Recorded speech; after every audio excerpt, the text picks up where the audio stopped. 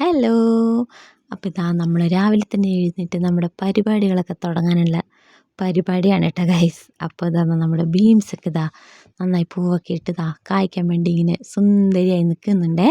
പിന്നെ ഇതാ നമ്മുടെ പച്ചക്കറികളിലൂടെയൊക്കെ നടന്ന് വരുമ്പോഴത്തേക്കും ഇതാ അപ്പം നമ്മുടെ നട്ട ബീൻസുകളിലെല്ലാം പൂ വന്നിട്ടുണ്ട്. തക്കാളിയൊക്കെ ഉഷാറായി വരുന്നതേ ഉള്ളൂ.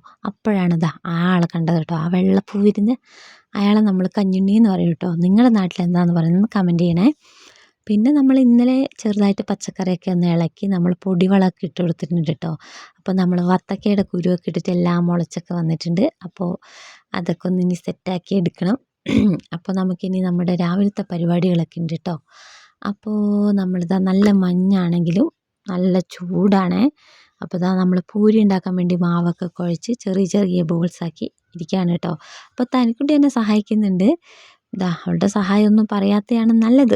പിന്നെ നമ്മൾ വേഗം പൂരിയൊക്കെ ഉണ്ടാക്കി കഴിച്ച് കഴിയുമ്പോഴത്തേക്കും ഞാൻ കഴിഞ്ഞ് വന്നപ്പോഴത്തേക്കും അവളിവിടെ എനിക്ക് 8ൻ്റെയും 16ൻ്റെ ഒക്കെ പണി സെറ്റാക്കി വെച്ചിട്ടുണ്ട് കേട്ടോ.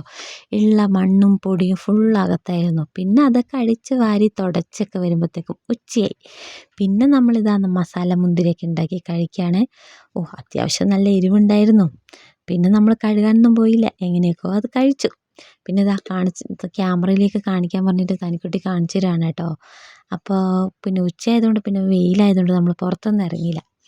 അപ്പോൾ നമ്മുടെ ഇന്നത്തെ വീഡിയോ ഇത്രയേ ഉള്ളൂ. ടാറ്റാ. വീഡിയോ ഇഷ്ടപ്പെട്ടാൽ കൂടെ